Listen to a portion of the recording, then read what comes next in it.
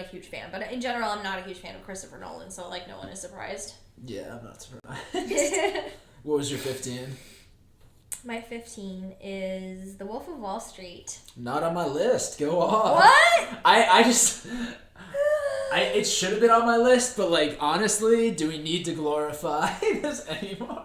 I do. I mean, I know. It's Marty, so what am I gonna say? You have talked about Wolf of Wall Street on here a lot. We've talked about our I feelings. have? I think we've talked about our feelings on Wolf of Wall Street a lot. Maybe not. Go off though. I don't remember.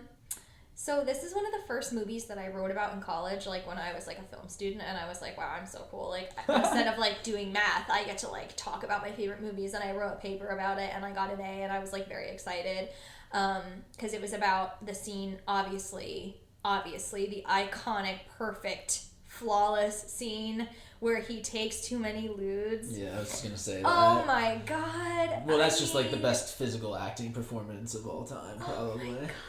And you know what? You know who's underrated in that scene? Margot Robbie. Like, standing there with the big pregnant belly going like, what the fuck is wrong with you? Like, it's so good. But yeah, this film obviously, like, you know, huge comment by Martin Scorsese on the excess of the 80s and hedonism and all of that. I mean, just where we are now with this Wall Street buffoonery just like running our society. Yeah.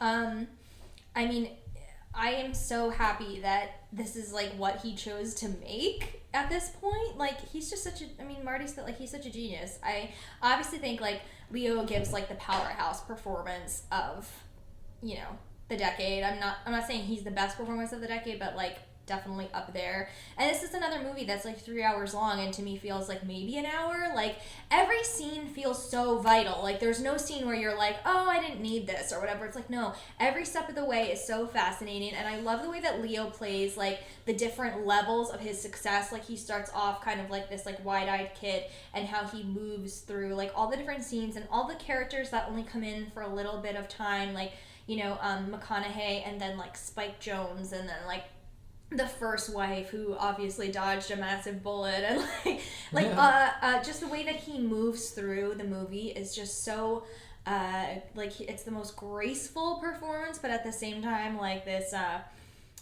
just, you know, like, he's the kind of person where even though he's very fit, he kind of like barrels through the room with this like disgusting elegance. I don't know what I'm saying anymore, but I just love the movie so much. And his performance definitely defined a specific type of private school douchebag who gets a business major. Oh, and also, can we talk Jonah Hill? Like, we didn't know that he could. We didn't know this. I mean, we saw Moneyball, but this was like a big combination of the comedy. Was this pre-Django? What? Was this pre-Django? Same year. Same year. This was a very big year for Jonah Hill. Dude. Comedically playing side characters. I mean, like, come on. I love his performance. It's so... Donnie is, like, one of the best characters. Him and Leo, especially in that lewd scene. But really in all the, like, everything. The whole sequence with the family member dying, and then the boat, and they insist on, like, traveling even though there's a storm and all of that. And he's, like, you know, freaking out, like, to get the lewds. Like, oh my god. It's just, like, the, you know, like, I know how some people didn't feel like they didn't like the ending because, like, you know, you see Jordan doing these, like, you know, these motivational speeches, and it's like, why should he get to, you know, avoid jail and get to be this motivational speaker who still makes good money when he, you know, stole money from people and all this stuff? And it's like, because that's what happens in our world, folks. And I like how it's just, like, very basic. It's just, like, here he is, like, you know, telling people to sell him a pen. Like, we're not gonna tiptoe around it. We're not gonna, I mean, it's fun seeing him lose all his money and all that shit, like, of course, but I just... Marty's the best. That's all I have to say. My 15? Yes. Cool. I'm gonna go with 20th Century Women. Oh, I love that. Nice.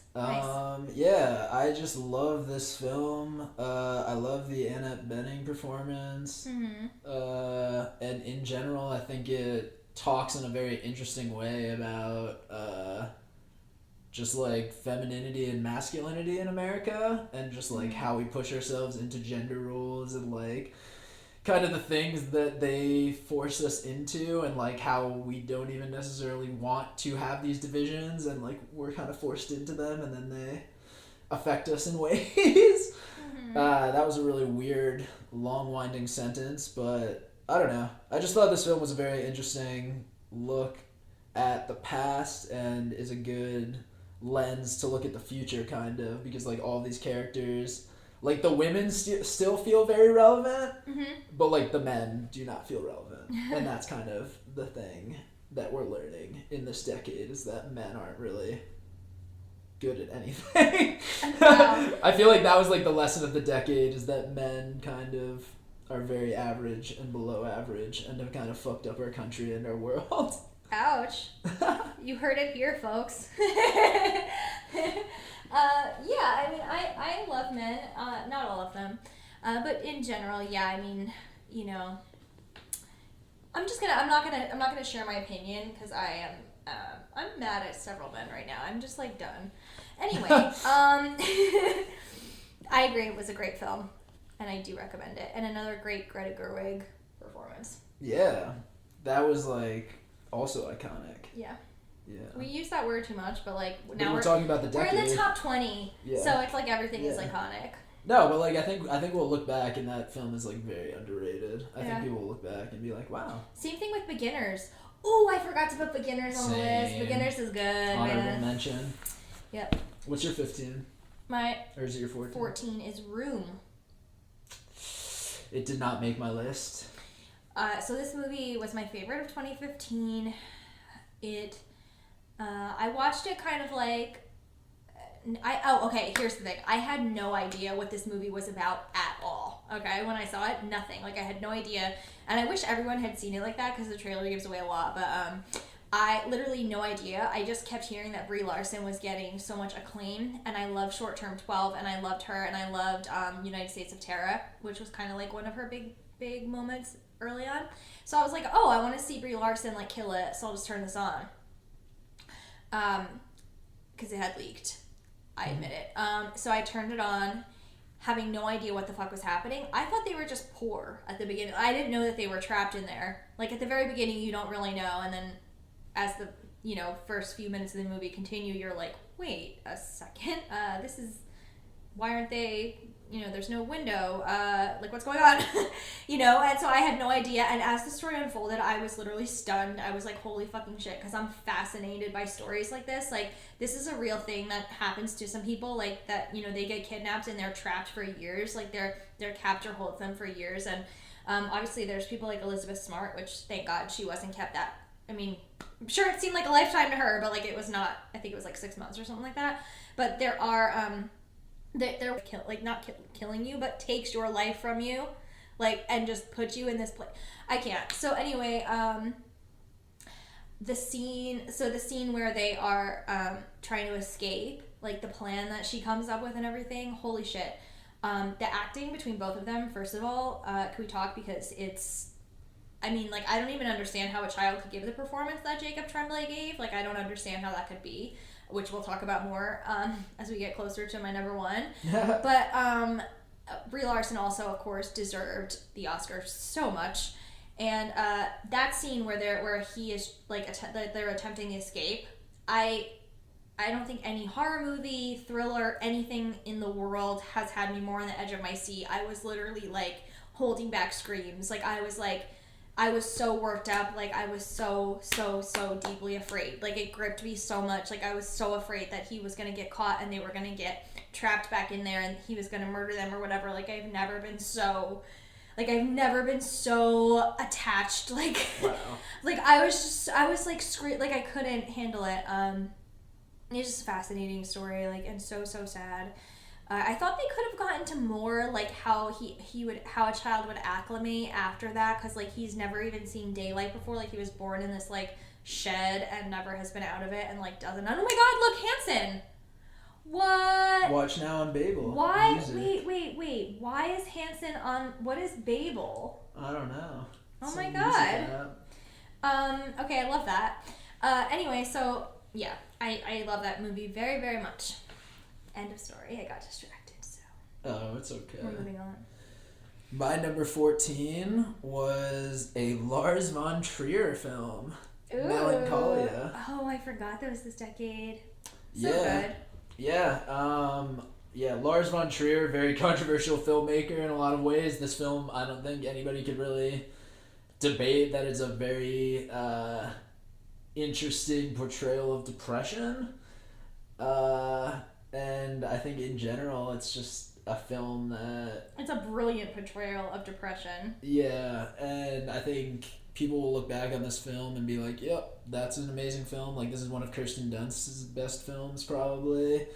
And is just, like, a beautiful work of cinema that kind of shows what it's like to feel very isolated from the people closest to you. Which is kind of what depression is in a lot of ways, is just like isolating from the people closest to you because you don't feel connections anymore. And how it just can swallow you. Yes. Also, it's just beautiful. Like, first of all, just Kirsten Dunst in the wedding dress. Like, hello? Yeah. She's beautiful. I mean, she looks like so good. And Alexander Skarsgård, too. Stylistically, I love the movie. Yeah, there's a lot of like very cool visual effects that they use. I won't spoil them, but just watch the film. It's long, but it's definitely worth it if you're like inside on a rainy day and you need a good cry or something, and you don't want to feel alone in the world. Yes, absolutely. What's your number 13? My letterbox closed, so let Uh-oh. me pull it up. Number 13. Brought to you guys by Letterboxd. I wish they were sponsoring. Follow us on Letterboxd. I'm Jay Freeze, JFREEEZE,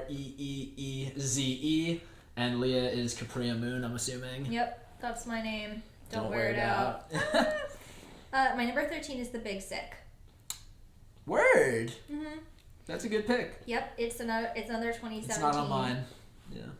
Yeah, I mean, I think it did, obviously it did really, really well, but I love this movie so much. I think it's really awesome that, first of all, it's a true story. It's true in the sense of the illness that the lead character had in real, she was a co-writer of the movie, and then it's very true to life in the sense of the cultural aspect of someone from